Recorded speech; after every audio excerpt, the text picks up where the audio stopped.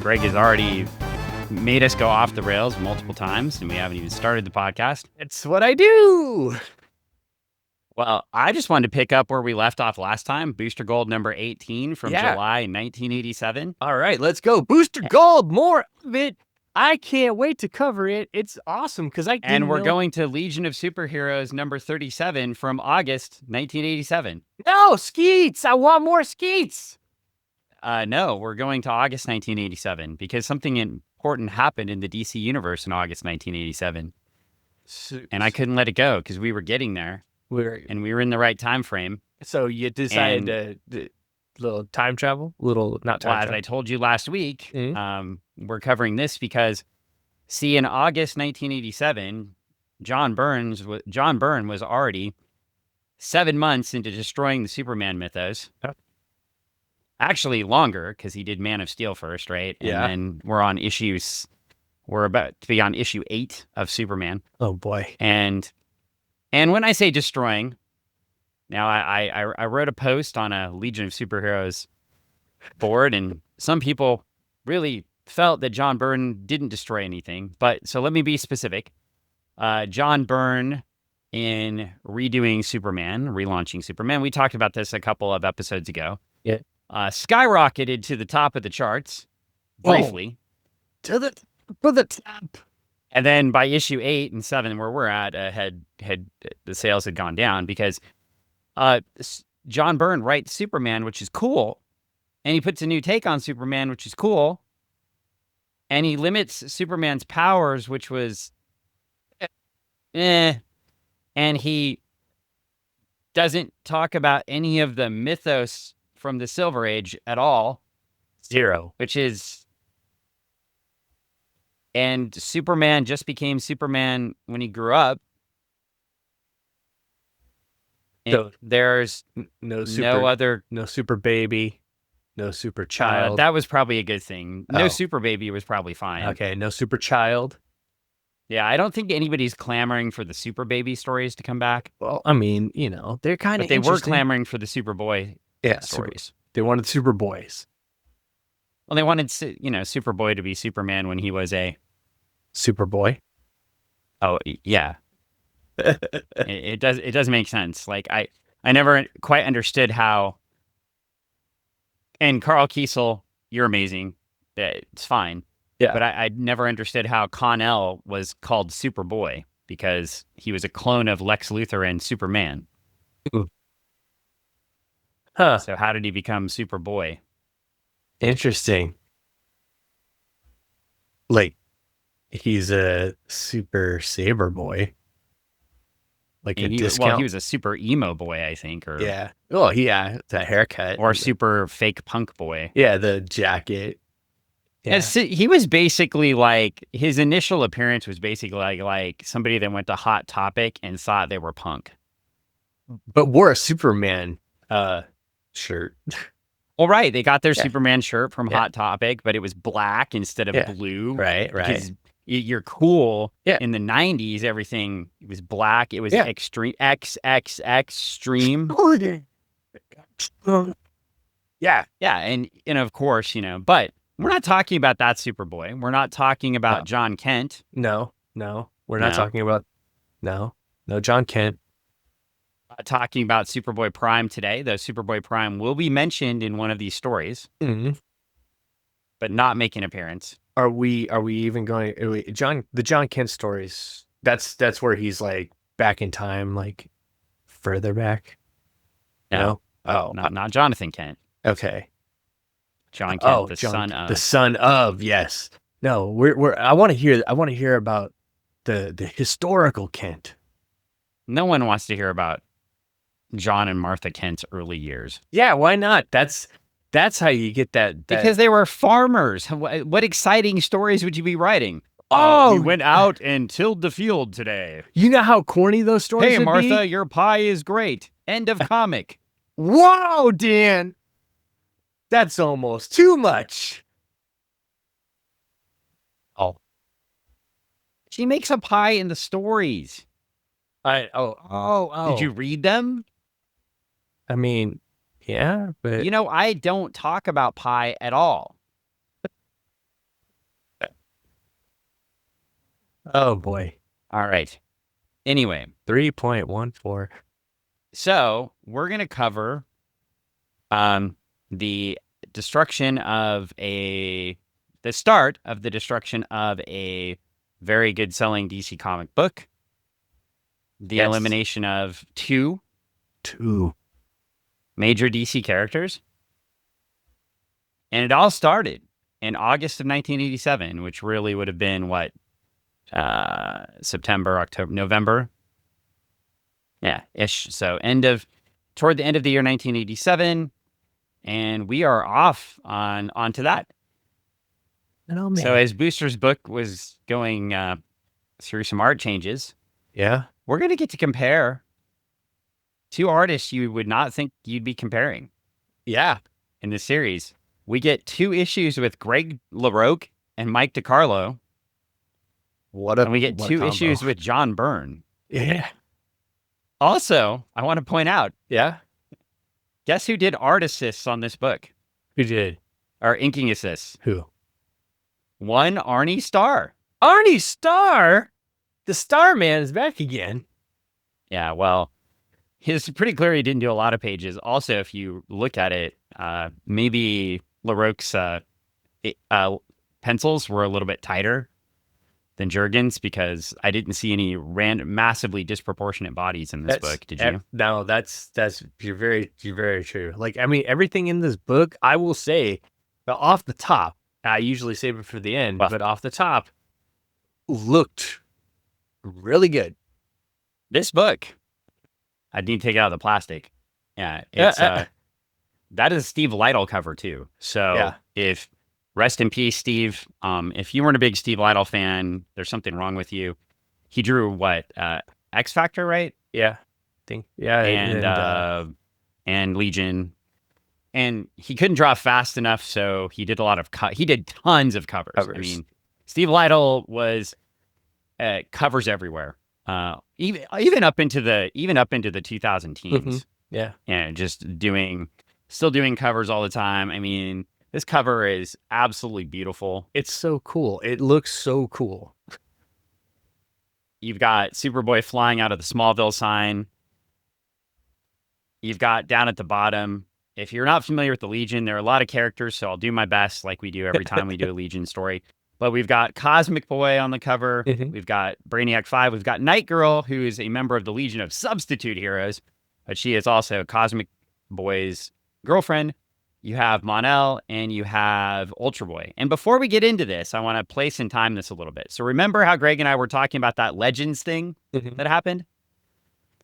And during Legends, Cosmic Boy goes back in time with Night Girl, because he's a historian and he wants to go on vacation in the 1980s. Yes. Okay. Well, he gets back there and he discovers that Superman does not know who he is. And this is quite disturbing, since Superboy flew into the future and hung out with the Legion of Superheroes, and then Superman saw them too. And so how could Superman not know who he is? So at the end of his miniseries, he goes back to try to go back to the future, and the Time Trapper grabs his time bubble and basically tells him, I'm putting you back in the future. I'm crushing your time bubble, and if the Legion tries to travel in time again, they'll be sorry. Oh no, not the Time Trapper. Yeah, well, it's very interesting because there are some parallels to right now. So the Time Trapper is all over the DC universe right now. It's interesting. The Time Trapper is always wearing a big purple hood, so you don't know who he is. Yeah. The Time Trapper in this case, in the current DC timeline, is Doomsday. It's Doomsday. But Doomsday, because he's immortal, basically. So Doomsday, he just goes into the future, gets skinnier, and then becomes the Time Trapper. I see. And so this has been all over the place. Also, if you're reading right now, Crypto's all over the place in DC Comics. Yeah. Supergirl a lot. You have Superman, who at one point was Superboy, because in Action Comics last month, we got the story of Pete Ross retelling and how he found out about Clark's identity, identity. and he was all emo about it in that story, written by Mark Waid, about why did my best friend trust me and da da da da. And then he discovers throughout the story that, oh, he didn't tell me because it would endanger people. Aha, it's really important for me to keep his secret. Yeah. Now, if you don't know, Mark Waid, huge Legion of Superheroes fan, huge Superman mythos fan. And one more story, Mark had to wait. What year is this? Almost 40 years. Yeah. He had to wait 39 years to get to reintroduce that into the mythos. Oh, wow. But when he could, he did. He brought back the original Pete Ross. So you'll see, I'm introducing some of these things now because the reason I pick these stories is we're not always timely. But we are now. But we are this time. Holy cow. All these things are happening in the DC universe. And so if you are reading DC Comics, listener Jason, right now, and others that have shared that with us, but I know Jason is, Greg did not, but Greg wanted to keep reading Booster Gold. I wanted to bring this in just to show you, I'll let you be the judge, but kind of show you, and Greg can chime in on this as we go as a writer and editor himself, how much editorial decisions can actually impact intellectual property, impact lines of comics. And as I was just saying, Mark Waid waited 39 years to fix a point in time back to what it was before. That's crazy. And that reading that book is really why I asked you if we could do this, because I had seen the Time Trapper there. I'd seen the Superman stories. Actually, Scott Snyder, shout out to you. Don't always like your stuff, but DCKO, I liked it. I did. I thoroughly enjoyed it. It was exactly what it was supposed to be. It was like if you were doing Street Fighter with DC characters. I guess you could just call that DC game, not Street Fighter. What? Anyway, but if you were doing that, and then, but you had a storyline to it, and it was fun, and I liked it. Yeah. And it had some twists and turns along the way. And we had Darkseid fighting Superman at the end. How cool is that? Yeah. Never seen that before. Wow. And they're fighting, and it's like shaking universes. It was kind of awesome. Universe shaking. People feel it all over the place. So, but there's a Dark Legion running around. There's Darkseid's Legion running around. We have, of course, the Mark Waid has taken over Action Comics, so is, restoring some of the mythos there. We've got all sorts of fun stuff with Superman stuff. We've got Dan Slott doing a Superman book right now that's kind of sitting on its own, but it's still in the universe there. We've got Joshua Williamson, who's supposed to start writing Legion of Superheroes soon. Yeah. I'm very excited about that. That's cool. Also, I haven't read them, but listener Jason reminded me that he was also writing G.I. Joe. Oh, cool. Because you have two G.I. Joe books. You have Real American Hero, and that's Larry Hama is doing that, right? But then Joshua Williamson was writing the other G.I. Joe book. Oh. So, yeah, cool. But it's pretty cool to see, for me, to kind of see this stuff get restored. Now I'm excited about how they mess up the Legion again. That's gonna be great. Maybe if the teenage kids from the future who were inspired by Superboy, have that as their inspiration again. Oh, maybe you could restore the original idea back. So if they come back with the original idea and then plant the seed, it'll grow, and then it'll grow a Superboy tree. Well, where'd my teenagers from outer space go? Or teenagers from the future go? I don't know. But then you get a Superman tree. And then when you got the Superman tree, then all the Supermen come from the tree. Last thing I want to show you is the other link here. Is that I've shown you this book before and showed you that Matt Fraction wrote the foreword for it. Matt Fraction writing Batman right now. Yeah. I know I'm excited for Joshua Williamson to write the Legion.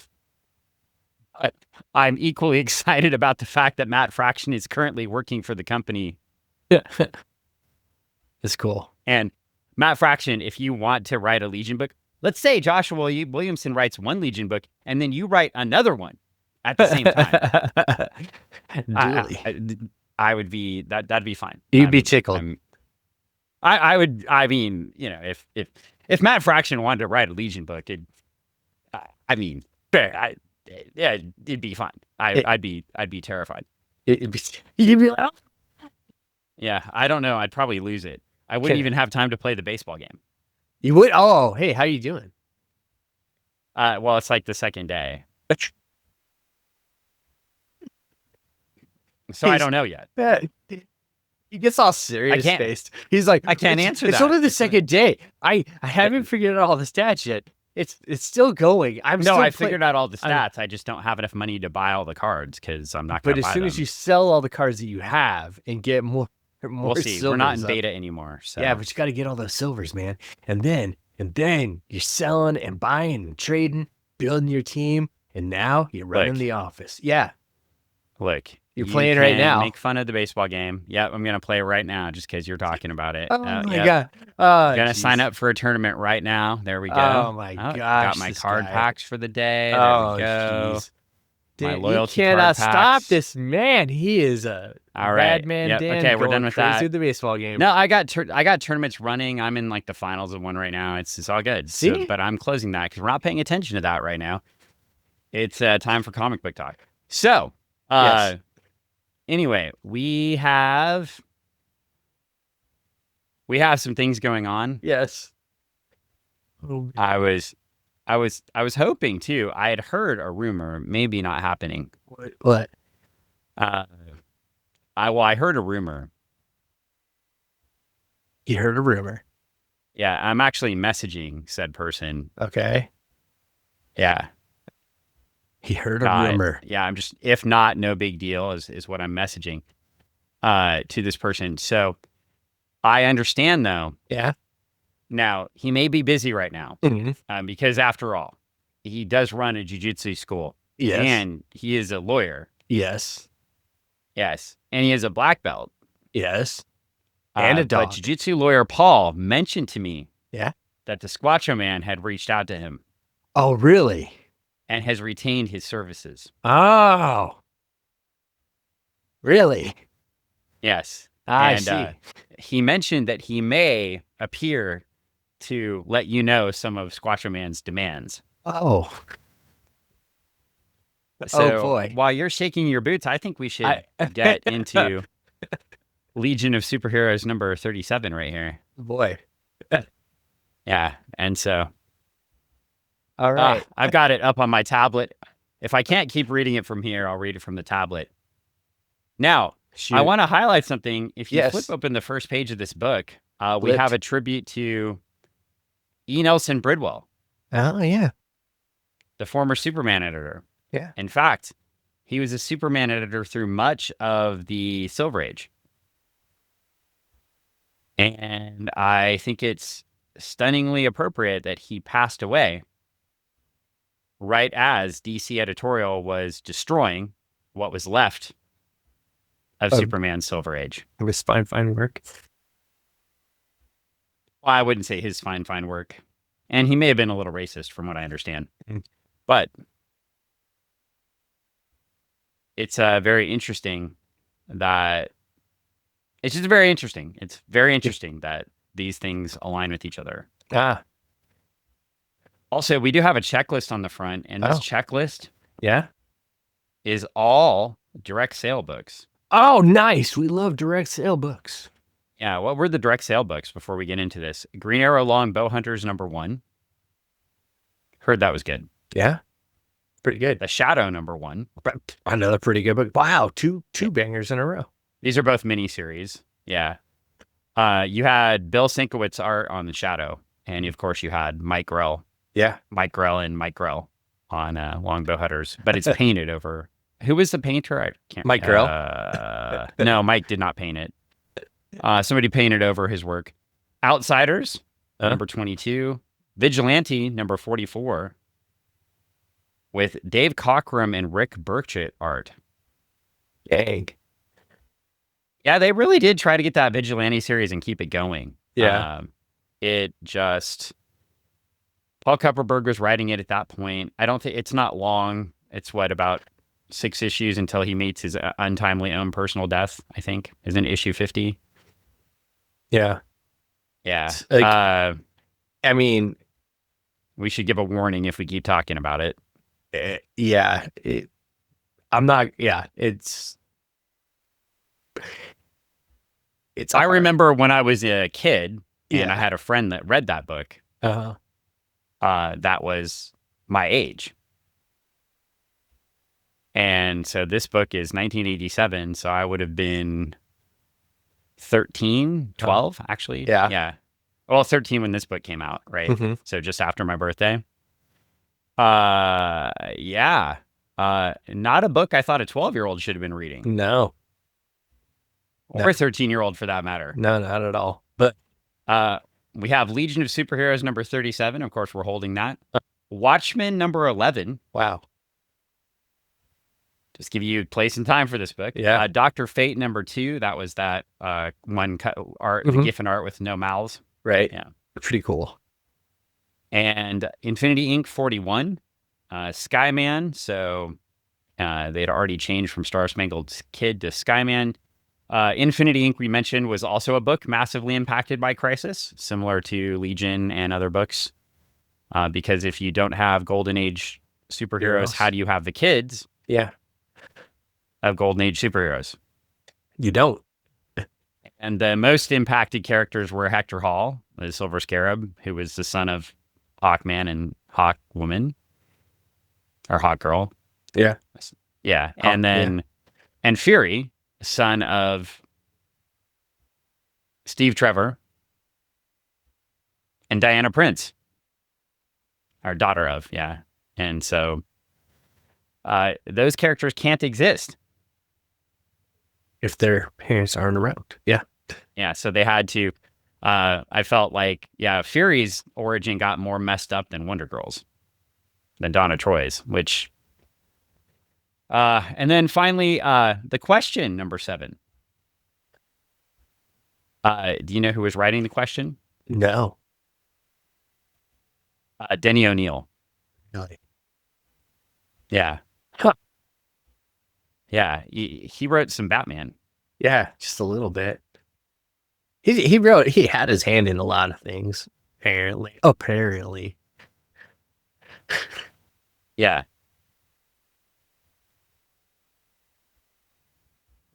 Well, I'm just letting you know, Jiu-Jitsu lawyer Paul is not joining us. Good. Dodged a bullet there. Yeah. Boy. Yeah. I'm just letting him know that you dodged a bullet. Yeah, he said he had to finish up some non-Squatcho Man arbitration stuff, so maybe next week. Yeah. Oh no. But yeah. Anyway, that Denny O'Neil guy, pretty awesome. Yeah, pretty cool. So, he heard good things. Wow. He wrote things. Yeah. So, well, we are off onto this book, and we get The Remains of the Metropolis University's Time Institute, 2987. Something bad went down last issue. Yeah, well, I mentioned something bad went down last issue, and when Cosmic Boy came back. Yeah, and it was bad news bears. Basically, yeah, it came back, and it was not so good. One of the things too, if you're reading this book for the first time, and I agree, Greg was, the way the books for the Legion are just written into the Legion continuity storyline. Yeah. And so you get this storyline, but you get every other storyline that Levitz is cooking too. So in this book. Yeah, I'm like, okay, cool. Something bad happened. I don't know what happened the last thing. It just this is where it opens up, and cool. I'll figure it out as we. This is what I was setting up for you was that when Cosmic Boy came back from the Legends series, this is what happened.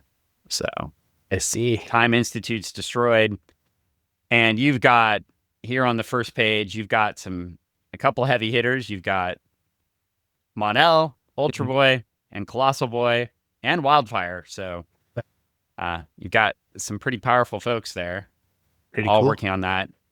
You got Cicadia Senis, who runs the Time Institute, talking to Brainiac 5. And he's a cicada. Oh, wow. Yeah, he's a bug creature. It's a bug creature. Does his feet rub together and make a beautiful noise at nighttime? I don't know. I mean, he does run the Time Institute, so it's possible. And we get page 2, and they're trying to reset up the time beacon, basically, so they can communicate through time. And they're trying to repower it. Sunboy is doing his best to. We flip to page 2 here. Notice there are page numbers, which is very convenient. Yeah, it's pretty neat. All books should have page numbers. I know it makes you happy, Dan. Page numbers. I'm gonna get you some for Christmas next year. I did mention the art team, right? I already mentioned the art team, right? You did, yeah. And John Costanza's on letters, by the way. Carl Gafford colors this, so. And Karen Berger editing. Still. So you recall Karen was doing the Legion of Superheroes editing last time we mentioned Legion. Yeah. And Karen Berger before she helps launch Vertigo. I see. Before she makes the jump to the cool hip indie DC imprint that basically, I don't know, like held a lot of DC probably.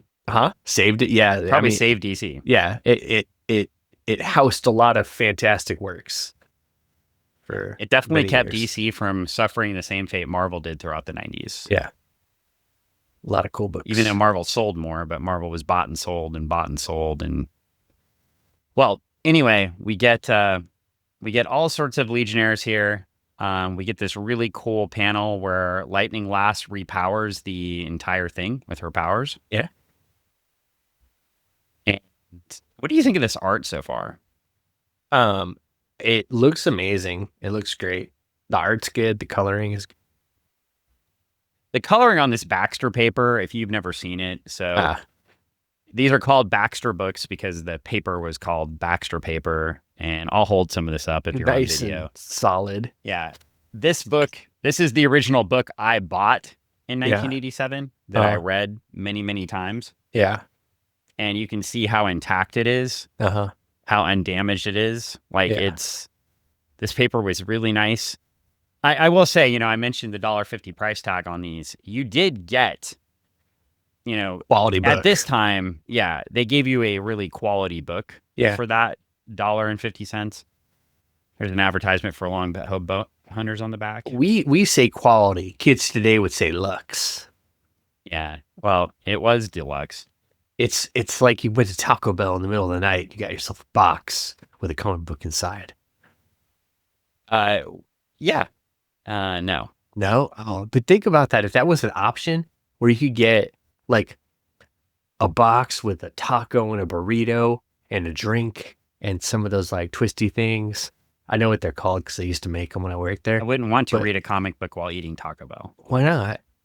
Because it's the comic book. No, it's the Taco Bell smell on it. Dan, you eat the Taco Bell and then you read the comic book when you're on the toilet getting rid of the Taco Bell. The comic book would have Taco Bell smell. Well, no.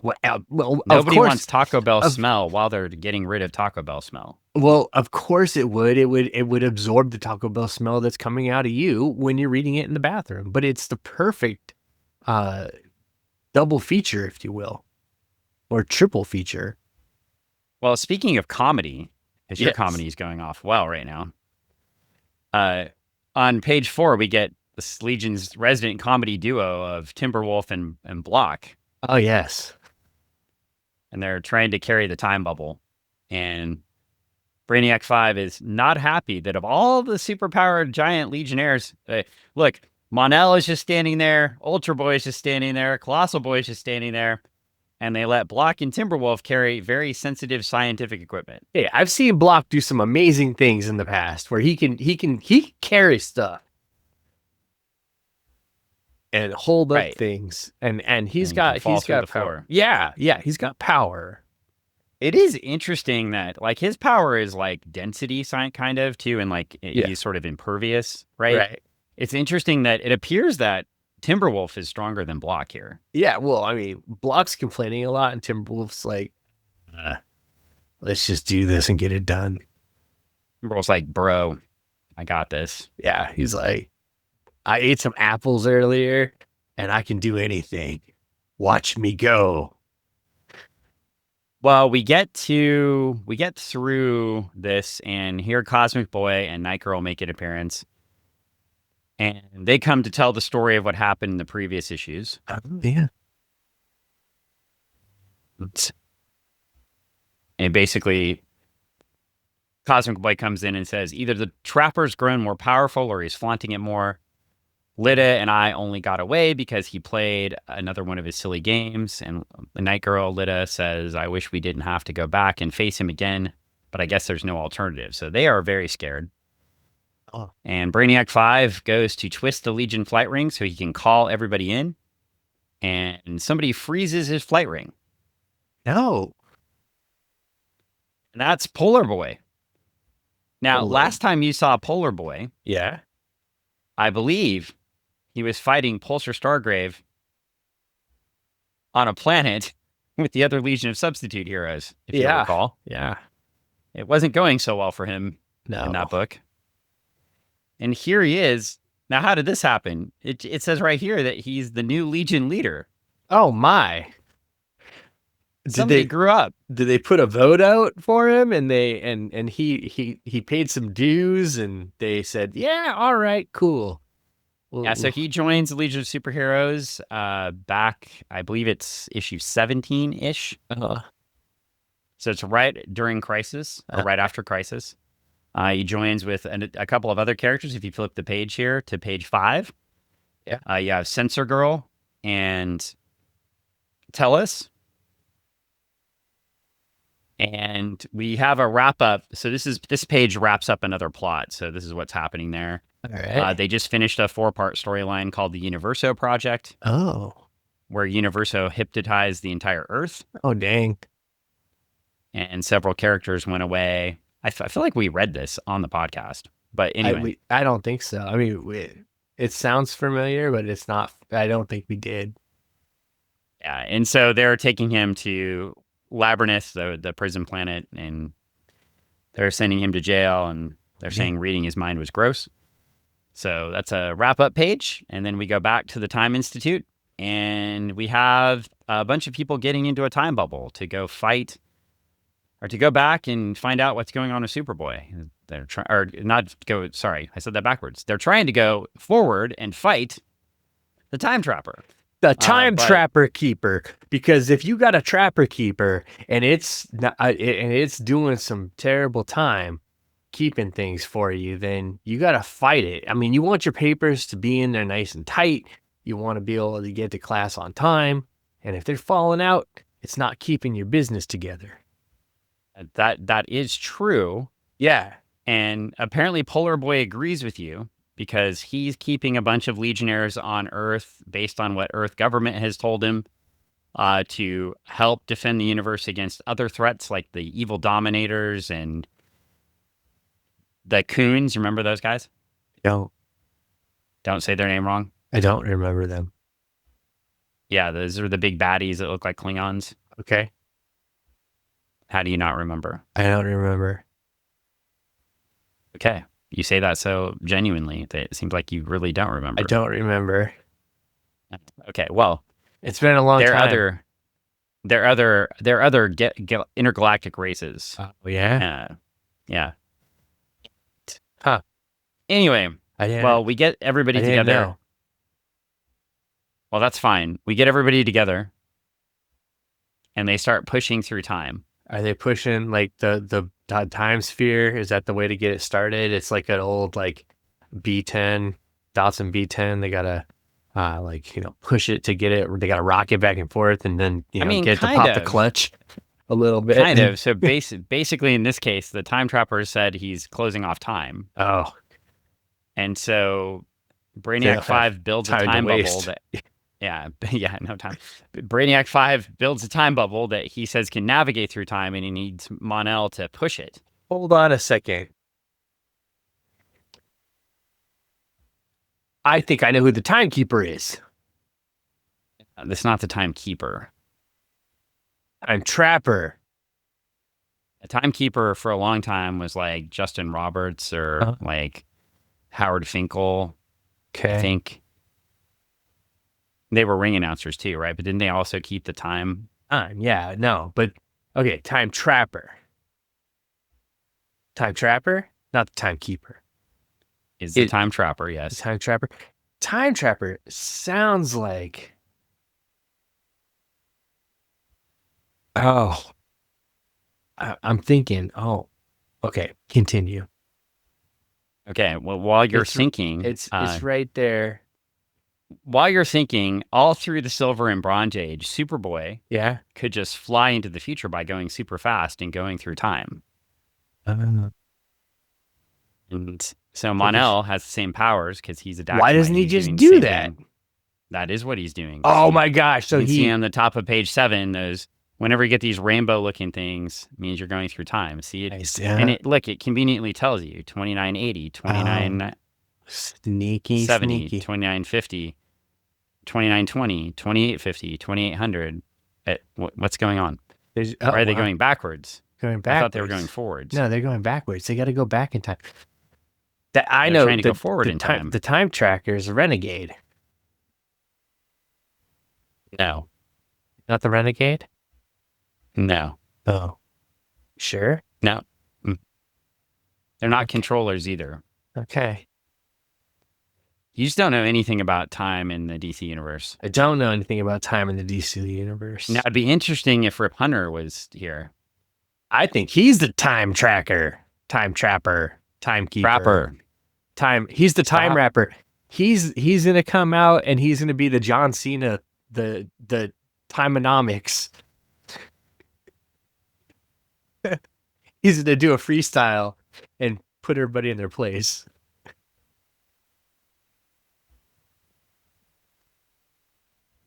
Well, I don't read books with Silver Age villain names with Greg around.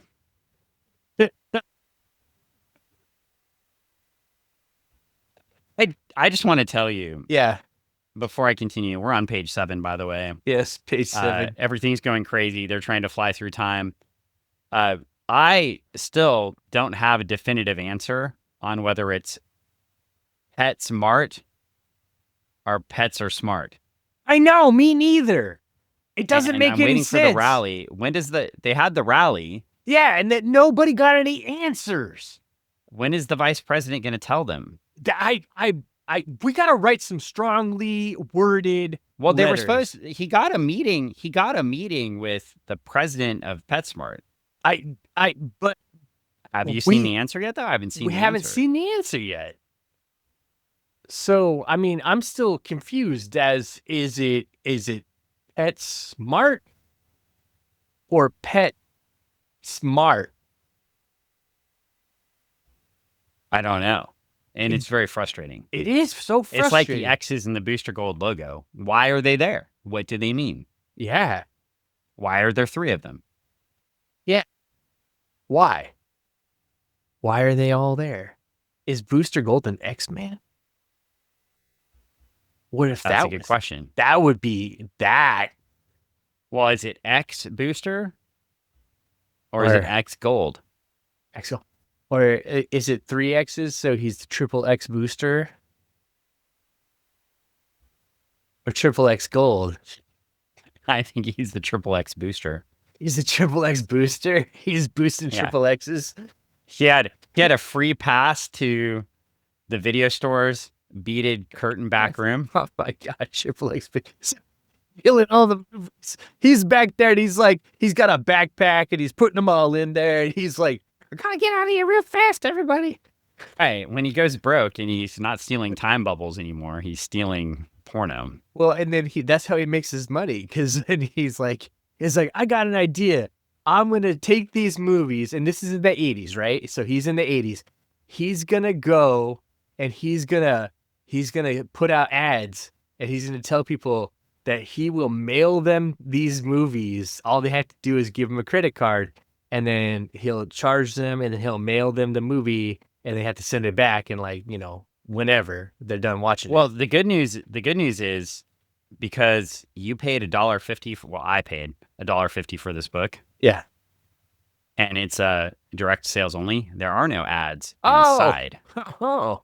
They're only on the back. On the back. So that is one cool thing. If you paid the extra for the book, it's like paying extra per month for the streaming services. You got no ads in these books. Oh, I get ads all the time. It's cheap. So, well, we flip to page 8 and we're at the end of time. And the time trapper's just standing there in his tattered purple robes. And he's like, Timeonomics. Well, he's a villain, so he doesn't have primary colors. Yes. Oh, that makes sense. Yeah. He's just purple. And he's like, marvelous. I warned Cosmic Boy that the next time the Legionnaires enter the time stream, they would doom themselves and their century, and they have done so anyway. They are predictable fools. All I need to do is sit here and wait, and I win. For mine is the internal victory of entropy. Oh, so he's just playing a really big game of sorry. But that is not rewarding enough. Yes. Let the game I set in motion so long ago be concluded. This nefarious game, what has this person devised? What plot have they created simply to get rid of Superboy? The Time Trapper was thinking about this all the way since his very creation. Well, they're back in the time stream. The time bubble looks like it's being sliced up. Oh, he says, how sublime. I thought he said, now sublime. And I was like, how sublime. Not now sublime, no. Now sublime. All of a sudden, Sublime playing, kicks in. Was Sublime playing in 1987? I'm pretty sure that, they were all around, but I don't think they were playing. I think they were all young and learning to craft their music. Well, they don't make it to the end of time. They don't, sadly. Well, Bradley's end of time was sooner than most. Yeah, he doesn't have no crystal ball. That's true. But he had $1 million. But he spent it all. Yeah. Yeah. So, well, Mon-El's trying to hold on to a crystal ball, and it's not going so well. It is not going so well. He's breaking that ball. He's breaking it. He's a ball buster. And all of a sudden, the time stream goes crazy. All the rainbow colors spin around. They get jammed out. And Brainiac 5 is freaking out. He's like, terrific. Which if Brainiac 5 says terrific, that's usually not a good thing. Not a good thing. It's usually a bad thing. Is Brainiac 5 using sarcasm? And yeah, he's crazy. By the way, we're gonna get one of the best. We're gonna get one of the best pieces of art here, and it doesn't even relate to our main storyline.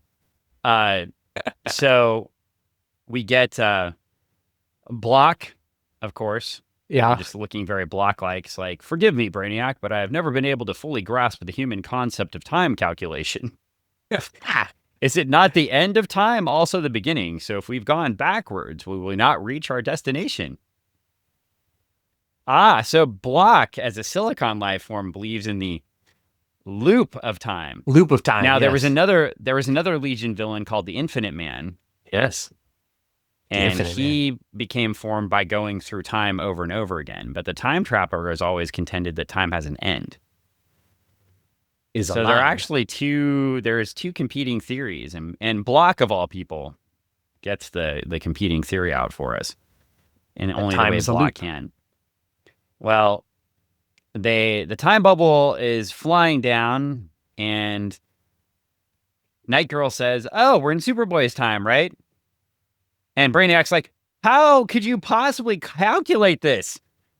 And she says, "Well, sometimes I just open my eyes because the time bubble is landing next to Smallville. Welcome to Smallville sign, home of Superboy."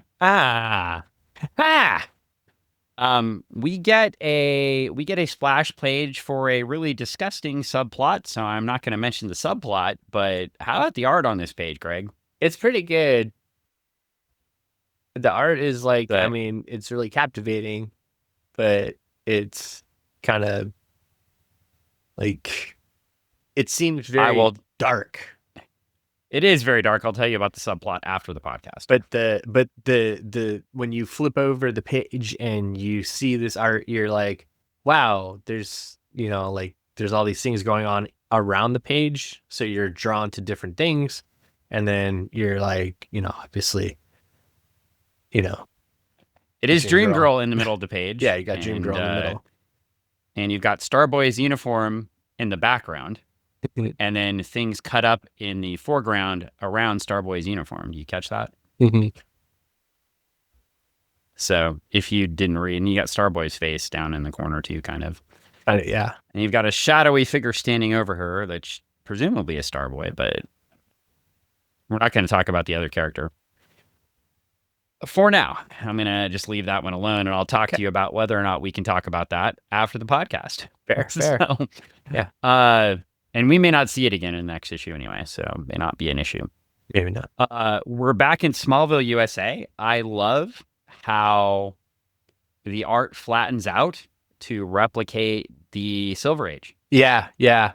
It's very like... I was admiring that earlier. I was just like, wow, they did a really good job at like toning it down and bringing it back to that feel of an older comic. I really like the fact that Laroque can have the backgrounds like that, but still draw the characters in his current style. Yeah. Like each one of the characters. So he doesn't flatten the characters out, but he flattens the backgrounds and the aesthetics and the vehicles and everything. Yeah. But the faces are all still very expressive. It's not a Kurt Swan Legion where you can just tell they're different characters because of the hair color changes. Right. Yeah, each one of these they're still very distinct characters. Well, yeah, even in their design and in the way that they're standing and the way that they're formed as a character, like they just have a really good defined look about them. So that's great. And so we get 4 of them. So I guess not all of them came in to Smallville. If you are a historian of comics, you will know that Mon-El once appeared as Superboy's big brother, and he went around Smallville as Bob Cobb, brush salesman. Bob Cobb. Did he pick the name himself? He did, I believe. I can't remember if Superboy picked his name or if he picked his name. Actually, I have to go read the issue. Ultra Boy also spent some time as one of his first missions. He was supposed to go figure out who Clark Kent was to join the Legion. So did they get back in time, Dan? So we have a few of these characters have hung out. The one thing I will say that I think is bad writing here is Night Girl just walks into the street and walks in front of a car and almost gets hit. And that's how they're introduced to Police Chief Parker. Who's a small... But for 4 issues in a miniseries, Night Girl had just spent all this time in the 20th century with Cosmic Boy. So she knows about cars. Be aware of cars. Yeah, so they should have had one of the other characters do that. That makes sense, yeah. That's bad. That is bad writing. I was... As someone who had not known, who hadn't known, and just picking this book up and not knowing that precursor story, I was like, well, she might not have known. She just is like, she's just walking around, she's doing her thing, and all of a sudden there's like a car there. She's like, oh, what's that? An elephant? I heard those things existed here in old Earth, in the old world. I also heard there was places like Sherry's restaurant. Yeah, exactly. So I think the gag works. Yeah. Except it was the wrong character to do it with. That's true. So editorial missed a beat there. Karen Berger. Yeah. One of the best even the best editors sometimes miss. Yeah. Well, we've got Pete Ross spots the Legion. Pete Ross, I was mentioning it at the start of the podcast. That's Clark Kent's best buddy. He's also Pete Ross's sauce boss. Yeah. No, he's not. You know that if you watch Smallville. Yeah. And Pete Ross's character eventually goes away. Yeah. Yeah. Because he got mad because he didn't have enough screen time, so he left the show. Probably good because it helped him avoid hanging out with a woman, being in a sex cult. So That's true. Maybe it's a show that was good to leave. We've got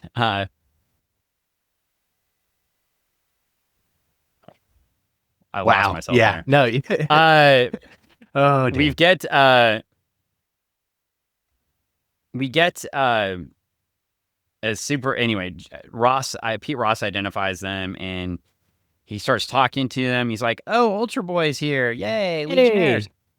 And then he says, and then Mon-El's like, "Buddy, are we glad to see you?" And Ultra Boy's like, "Yeah, you're proof that everything's okay." And he's like, "Sure, everything's been okay ever since Superboy saved us from those weird red skies and that energy wall." Oh. Huh. Uh-oh. Weird red skies. That sounds like a crisis. Oh, man. So, yeah, that is interesting. If all the other universes were destroyed. Yeah. But this one wasn't, that must mean that this is part of the main universe, right? Oh, yeah.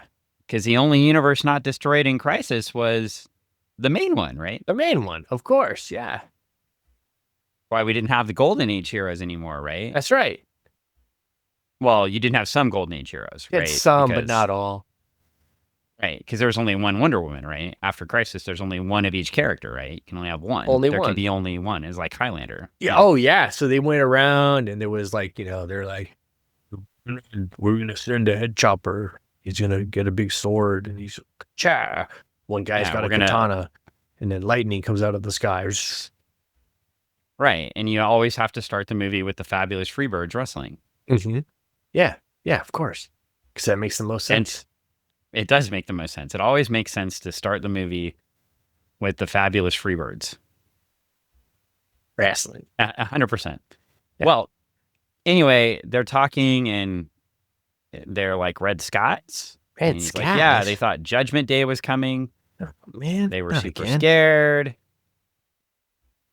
And then we've got, again, I think wrong character for this. Night Girl's looking at the apples and she's like, "Oh my God, there's fruit here," even though she just lived in the past for like 3 months. Anyway, she gets an apple and she's eating it and she's like, "This is delicious." It's not delicious. This is what kind of apple is it? The Macintosh. See, it's a different apple. Delicious apples are totally different. And Pete Ross says, "I'm glad we made," or no, not Pete, sorry. Indistinguishable Legionnaire, because they're all in black, says, "I'm glad we made you an honorary Legionnaire for guarding Superboy's secret identity. Since you accidentally discovered it, Pete, you make us feel right at home." Oh. And they say, Cosmic Boy says, "There's lots of good in ancient times we've lost as technology advanced. That's what got me interested in history, I think." Hold on a second. I thought you said all Legionnaires had to have a superpower before. Pete doesn't have a superpower except for He's an honorary Legionnaire. Honorary. His superpower. He's not a Legionnaire. His superpower. He's an honorary Legionnaire. His superpower is truth. His superpower was knowing Superboy's secret. Superpower is keeping secrets. Well, they go to the Kent General Store. Yes. And the Kents look startled. Oh, crap. And the Legion is there. Ma is like, "Land sakes, Pa. Look, it's Mon-El and some of the Legionnaires." And Pa's like, "Huh? Uh-oh. Busted." And Ultra Boy walks in. "Hi, Mrs. Kent, Mr. Kent. Mr. Kent. Gosh, how you boys have grown. But why?" And Ma's like, "Hush, Pa." So we get a little Kansas scenery here. Oh, yeah. They're all happy to see each other. It's fantastic. Now we go back to the 30th century. And we get some action at the Science Police headquarters. Apparently, the Crime Watch system, that's the system that monitors crime all over the planet. That's why you only need a few Science Police. Oh, that makes sense. Sounds dystopian, or could be. Dystopian. If bad things happen, you would get judges or weird stuff. Oh, yeah. Anyway, Officer Veron is putting back the Crime Watch because he's probably the most incompetent science police officer. So you would have him do a very important job putting back. And we have Siobhan Aaron, who you'll recall from the one issue we read, is also Sean Aaron. Yeah. Yes. Yeah. In a very controversial story, but and it's not the controversy here. And everything's normal. We also have normal. I wouldn't say that. Everything's fine. Everything's fine. Yeah. And then we get Marilla Tao shows up, and you're like, who is this? This is a subplot that I don't even know if they fully resolve. Okay. But cool. Levitz, you love to plop the little subplots in here and then go back to other parts of the story. Gotcha. And then we get a flip in the page to Legion headquarters. And Phantom Girl's sad because she's not with Ultra Boy. And Shadowlass is sad because she's not with Mon-El. And then Shrinking Violet comes in and makes fun of them. And they're like, but you used to date Duplicate Boy. And she's like, I outgrew my mistake. And one of the continuing indicators that Levitz never gets to come out and directly say until the 2000 teens that Shrinking Violet is bisexual or lesbian. So, but this is, if you've been reading the subtext along, it's continuing that subtext, which is cool. Yeah. I wish they could have been allowed to actually just say it, do that with the character. But it's also indications that they picked up on later in the storytelling. It gets picked up on, I mentioned in the 5 years later Legion as well, where she's basically having a relationship with Lightning Lass, but they can't quite say it, but they're hanging out together on a planet naked, but they can't say it. And then in the Retro Boot Legion, eventually when Levitz is writing again, they just like on a page just pop out of their bedroom together. Yeah. So then it was then it's that's what it is. Yeah. Well, and I would say it's fortunate and unfortunate. I mean, again, if you're reading it, you're keying in on this, but if you just pick up this book, you'd read this page and be like, yeah, okay, they're just, being catty, but you're getting the subtext. And then also Dawnstar and Wildfire have been trained to date forever. You'll notice Wildfire's costume a bit different here. Yeah. He was taught by another character named Quizlet how to take his energy and shape it into forms. And this is the first time Dawnstar has seen that. And since they're not going to address that in this issue, they're going to introduce it right now for a future issue, as Levitz likes to do. So you've got several plot threads picked up. You've got some stuff going on between the science police officers. Marilla Tao, who was dating Sunboy. Gigi Cusimano used to date Sunboy. I think everybody used to date Sunboy. That's what that's all about down in the corner. Yeah. They're going to dish the tea. And you get the plot line with potential plot line if he would have been allowed to pick it up with Shrinking Violet. And then you obviously get the other plot line here. So one of the things, and it was not everything would always get resolved, which I think worked out okay, but it was neat how Levitz would just drop these things in here these threads he could grab. Yeah. And I know you've mentioned that about in your stories too, that you will intentionally leave some threads to be grabbed later. I do. I mean, if you want to. And that's the thing that I like. I mean, that I definitely like about these stories. Like, you've pointed out, and then I picked up on as we've been reading these Legion books and stuff like that here and there and all over the place, is that there's that type of thing for readers to pick up on as they're enjoying the story. And then there's like little things that make you, what's this about? And makes you want to read other portions of the story through other books, because it's leaving you breadcrumbs for those characters. Well, and it also built, you had a fandom now that was, and Legion came out in 58. Yeah. So this is 87. So you have almost 30 years of fandom. Okay. It's you've got a very strong, dedicated fandom for Legion.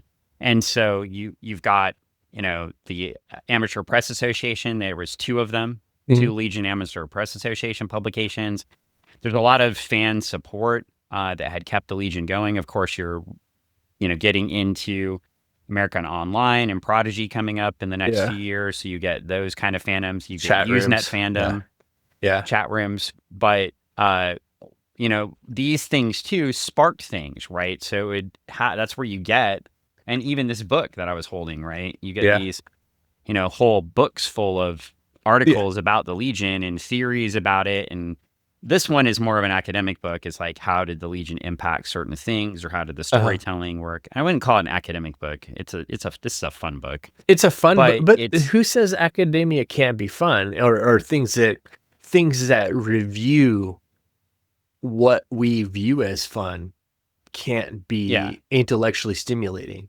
And I think a book like that, of course, I turn around. Yeah, but I think a book like that definitely is intellectually stimulating and draws that type of conversation out from people that don't normally, you would enjoy these things, these comic books. These comic books. But there's so much more there. Even like you were talking about with subtext to stories, there's so much more there when you peel back the layers. And I think over time, people have seen that, cataloged it, put it together, and then we're able to put it into other books. That's where you get interviews with creators. You get, yes. So it's got it's the type of, let me turn back to the microphone and talk and not away from it. It's the type of fandom that was creative and loved these characters. And there's so many of them too. And of course people say, well, that's a disadvantage of the Legion. There's too many characters. It's not accessible. And it's like, right. But also all these threads, people pick up on them and they can go, right, oh, well, this is why this happened. And this is why this happened. So, in the case of Shrinking Violet, she was dating somebody. She just happened to be dating a boyfriend that lived galaxies away. I mean, not galaxies, but solar systems away. Far enough away. And so conveniently, it only saw them every once in a while, right? Yeah. So hardly in the picture, and then suffers a very traumatic event of being kidnapped and put in a sensory deprivation for like a year. And then comes out of that and is basically like, yeah, I'm living my truth now. I don't need to.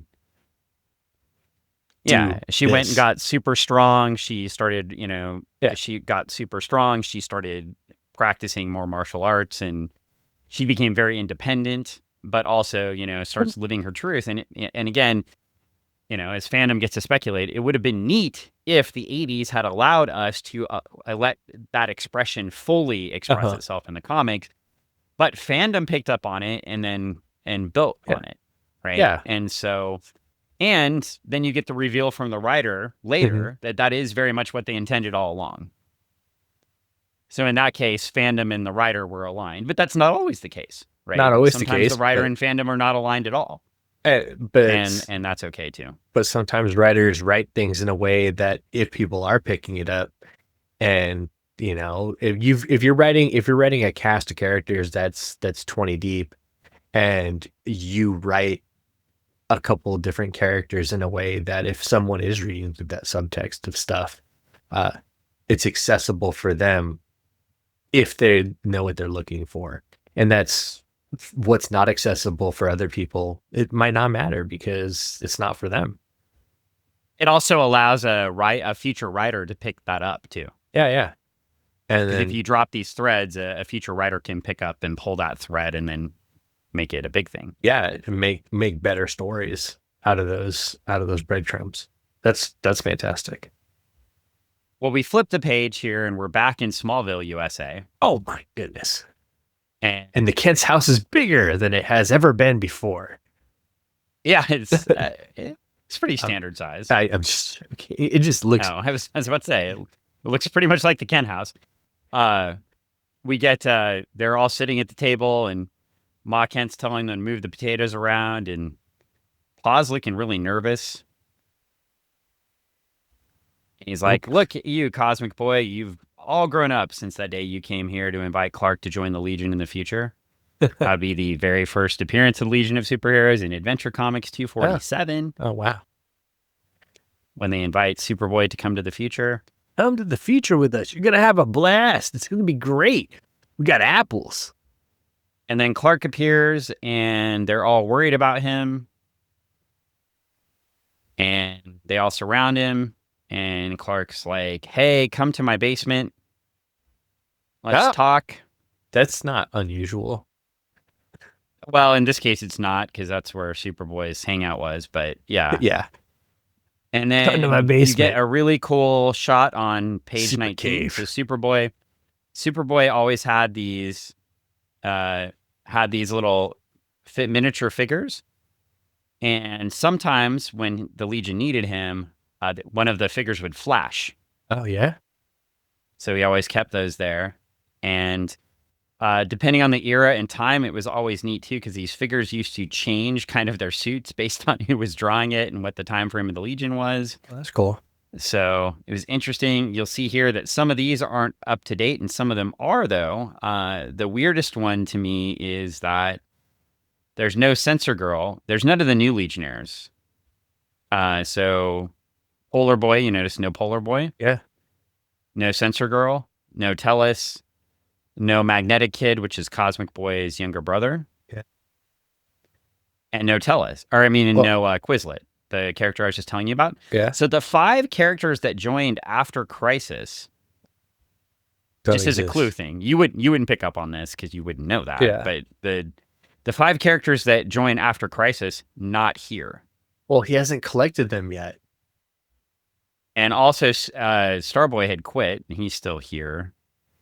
And Princess Projectora is Censor Girl, so she's there, but not as the person she is now. So that's kind of where you're placing this in time. It's almost like time for Superboy stops at the Red Skies. Right? Okay.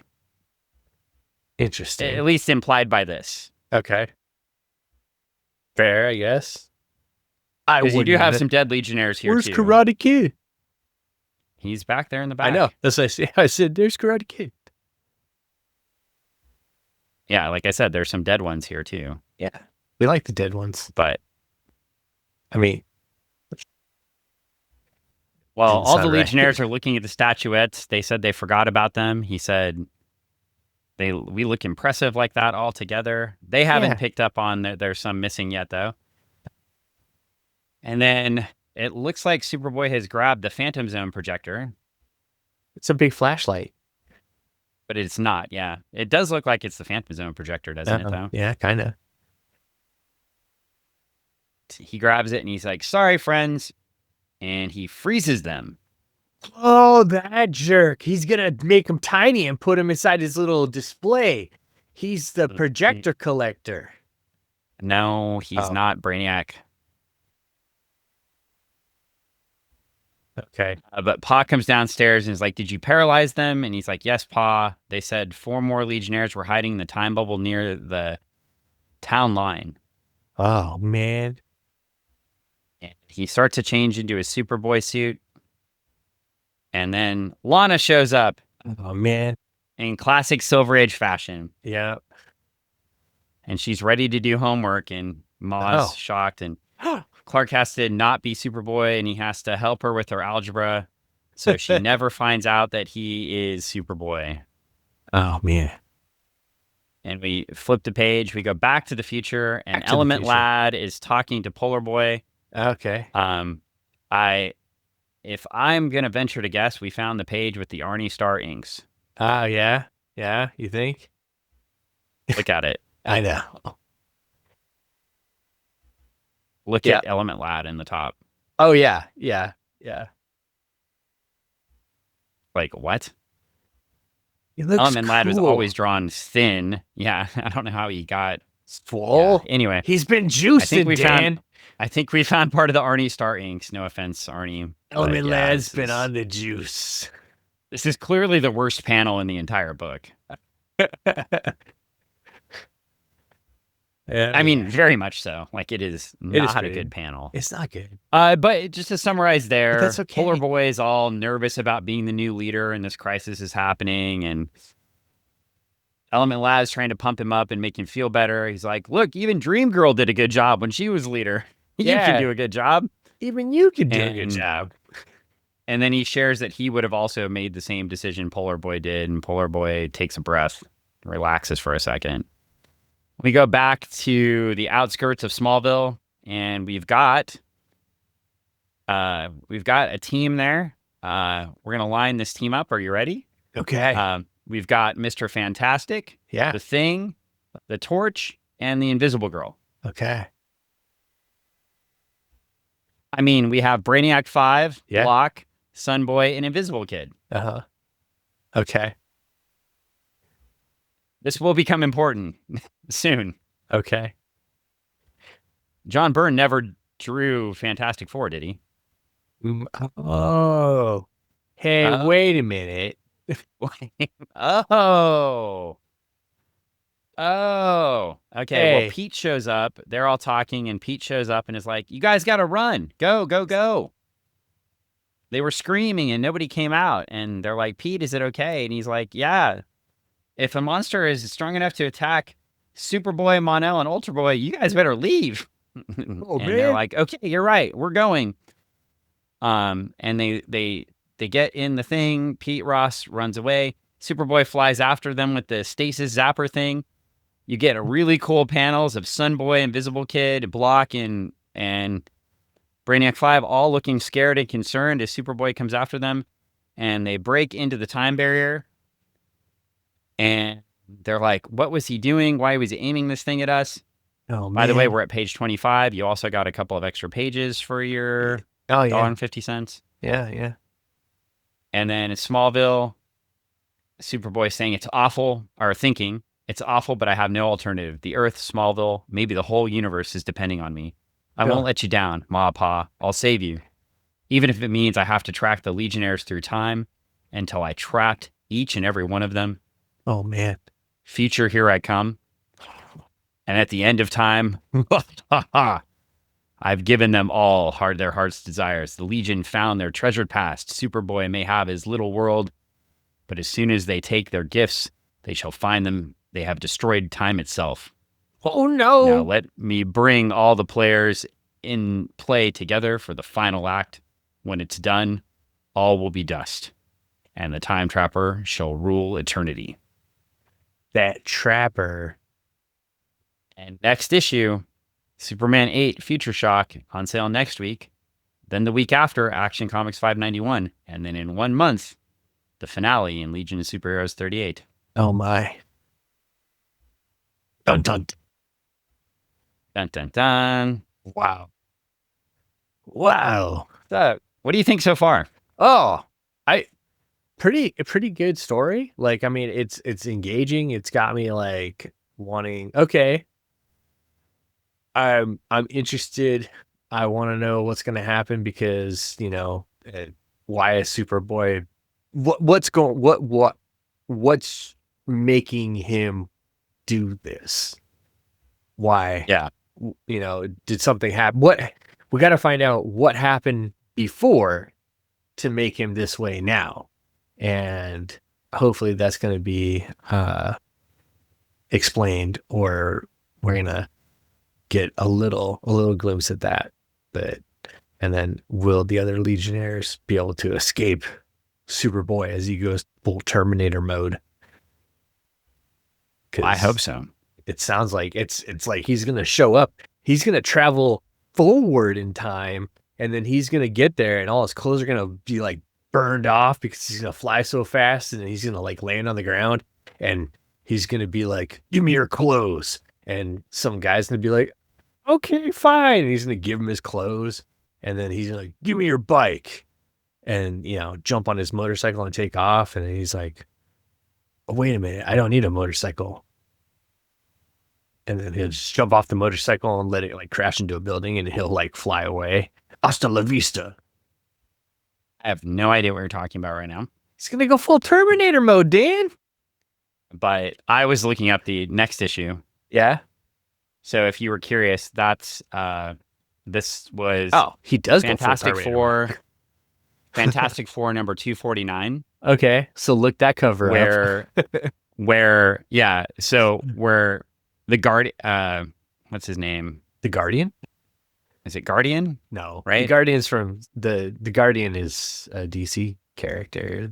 No, it's the Galactic Guardians, the Shi'ar. The Shi'ar? What's his name? I should know this. The Superman and the Shi'ar, created by Dave Cockrum. Okay. You know what I'm talking about. The X-Men. The X-Men? The Shi'ar. Yeah. X-Men. Lilandra. Okay. Imperial Guard. In this book. In X-Men. Okay. Imperial Guard, created by Dave Cockrum. Yeah. Who drew Legion, who drew Superboy. Yeah, yeah. His name is Guardian, right? Oh, okay. Yeah. That has like the powers that like he's like a space pirate. Yeah. It has the powers of Superman. Yeah. He's basically like, and he's also like a space pirate.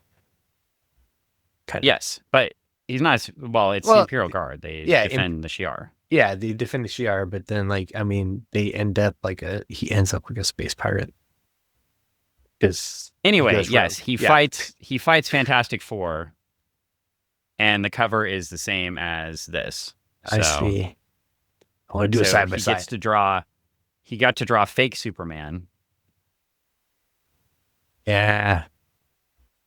And then he gets to draw real Superman fighting fake Fantastic Four. So that's where all that went from. Okay. So he recreates the cover. That's Anybody funny. is curious. And that's what we get. This is the next issue. So next podcast, just so you all can keep up. We were going to do this for 4 weeks, but we're not, because Dan reread issue 8, and like half of issue 8 is a recap of this issue. Oh, spoiler! Yeah, spoiler. So we're going to do Superman number 8 next time, and we're going to do Action Comics 591. Now I got to read 2 books? You got to read 2 books, but it should go quick because a lot of this is a read of the last book you just read. That means that I'm reading, that means that I'm reading 3 books. If the second book the first book that I had to read is mostly the first book. So I have to read now books 1 again, books 2, and now books 3. So that's 3 books, Dan. It seems like a chore for you, but I think you'll manage. It is a chore. I did also want to let you know. Yeah. I just won a tournament. Holy crap.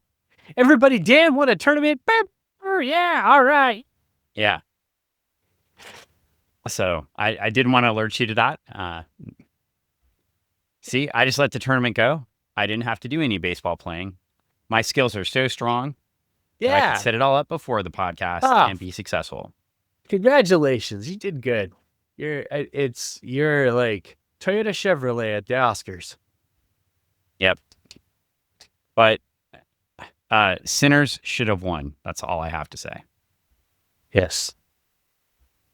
That's all I'm going to say. The last thing I need in life is another Leonardo DiCaprio movie winning anything. Yeah, yay. I mean, at least Michael B. Jordan won the Best Actor Oscar. But honestly, too, and no shade on Michael B. Jordan, I didn't think that his acting was very good in the film. But I felt it was like the message of the film and the way they carry out the film is why it was Best Picture. I don't know if any of the acting performances were Best Actor worthy, if that makes sense in that film. I think it's when you take the whole team and you execute the way they did. And obviously now, here's where Michael B. Jordan can be Best Actor, because he played 2 characters. Granted, they were brothers and they look the same, but he plays 2 characters in the film. So yes, I mean, give him the nod for the work. Wait a minute. Played the same guy, play this different guy? They were brothers. Have you watched it? Have you watched Sinners? I haven't watched any of the movies that are nominated for the Oscars. You and Ann need to watch it. It's really good. Are we Sinners? You don't even know what it's about. I'm actually sad that you didn't watch it. It is a really good movie. I was basically when a lot of It's a stuff came you out. know it's a I sci-fi movie kind of, right? I understand. I get the concept of it.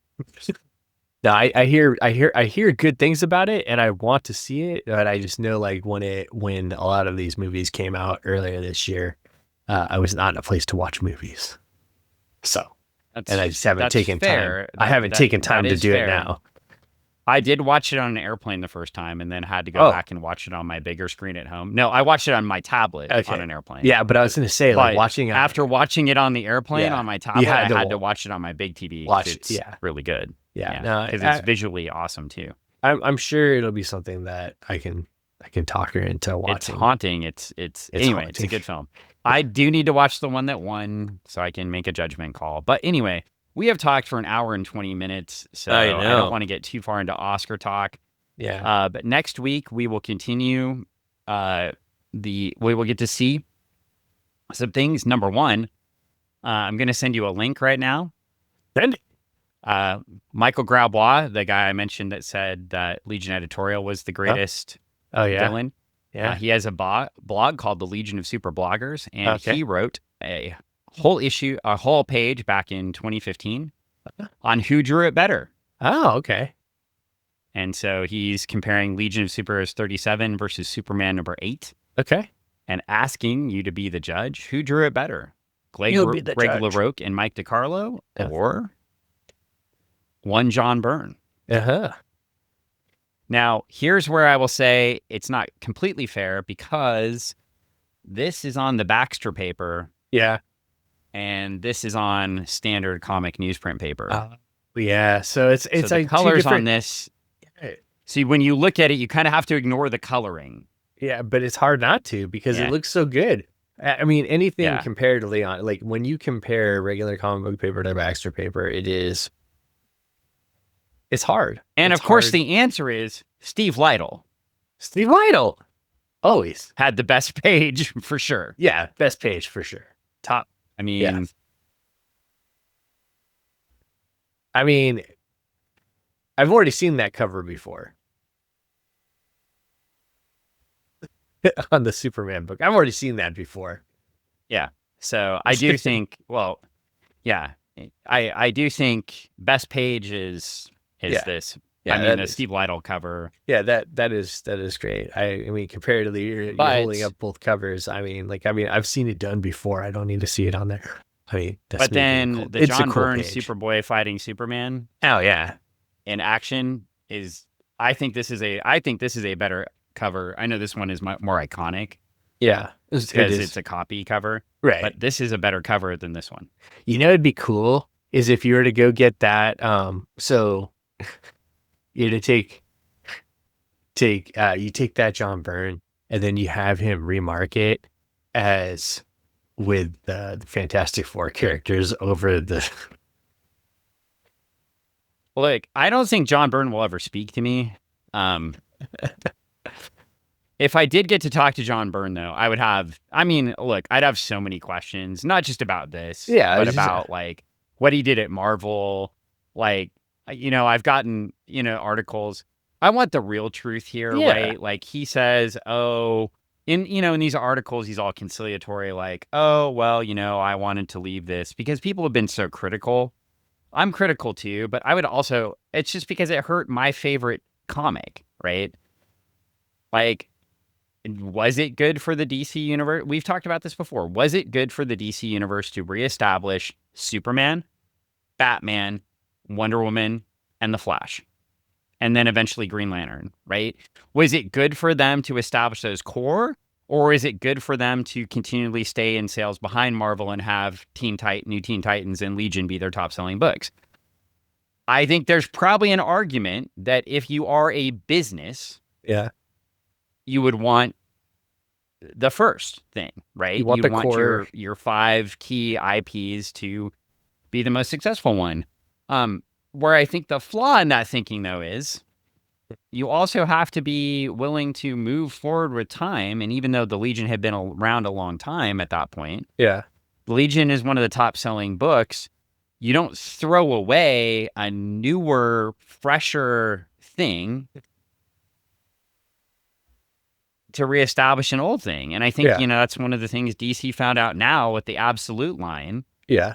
Is that they are taking concepts that existed before, but redoing those concepts. And then those books became very hot, right? Because you're taking, and that's interesting too. Of course, Marvel did it with Ultimates, but you could argue that now here's another, and see, I'm not going to get too far into this because we could go another hour, but Legion already did that with the Legion relaunch in the 90s with the Archie Legion was the first test of Ultimate. Because you just didn't have the other book alongside of it, right? But you relaunch Legion at 0. You start them again as teenagers. Yeah. And then you go from there. And that's basically what Ultimate Spider-Man did and Ultimate X-Men and all that did, right? Mm-hmm. And then, you have the Absolutes that relaunches the heroes and does that. So those things can be successful. Are they sustainable long-term? Ultimate was it ultimately not. Legion flamed out at a point. I don't necessarily think it needed to, but Mark Waid wanted to redo it, and so they canceled that line. But Legion ends with Legion Lost, and then has like 30 more issues with Abnett and Lanning. Ultimate just ends with Ultimate Fallout, right? And then it went away, and now Marvel was trying to relaunch it, right? Yeah. But I mean, they have the new launches have a sort of a shelf life to an extent, but you have that, but there's no need to relaunch it Ultimate too if you're continuing on good stories that if you good got writers and good artists, good stuff, then why that are selling? Yeah, and so it is as much as I want to, I'm sympathetic to the argument that like, oh well, Byrne didn't really want all that to happen or whatever. But the effect of restarting Superman and not doing like an Ultimate Superman or an Absolute Superman, but restarting the Superman universe there impacts everything that Superman touches, right? Yeah. So if you wanted to do a brand new Superman, then why not do a brand new Superman and set it off to the side and let the current go? Just have it do its thing while you've got this other Superman doing his other thing. Right. And that way you don't mess up all these other things and all these threads because, again, you can't have a Legion of Superheroes without a Superboy, can you? He wanted it to be his whole thing, his whole enchilada. Yeah. And then and we're going to... Yeah. And we're going to transition to that whole enchilada next issue. So you're going to get John Byrne drawing Superman and drawing the Legion of Superheroes. So... Yeah. On that note, we should wrap this thing up. We mentioned Jiu-Jitsu Lawyer Paul. I don't have the number handy today. We'll get you the number next week. But if you need Jiu-Jitsu Lawyer Paul's support, just like the Squatcho Man is getting, you can reach out to Jiu-Jitsu Lawyer Paul. And also, Retro Emporium, relive your childhood. We like that place. On down. And, of course, you could get a copy of Absolute Zero's Camp Launchpad. You can. Yeah, it's Greg's book. Yeah, apparently. And eventually future Greg books. Yeah. Future Greg books. And of course, there'll be a link to the Kickstarter that will start incredibly soon. Once it gets a kick to get started, it'll kickstart the starting of kicking. Right. Eventually, you will get a link to the Kickstarter for the Legion of Alexes and their long reigns. Yes. A cyborg story. The reigns in the 30th century. Yes, in the 30th century. Let there be. Correct? Yes. Check that out. There's going to be a link. There's a link every week. Every week. Eventually, if you click that link, you can follow. Like you can set it to where it will tell you when it launches. Then someday in 2029, it will launch. It'll be sooner than that. Yeah. For sure. Yeah.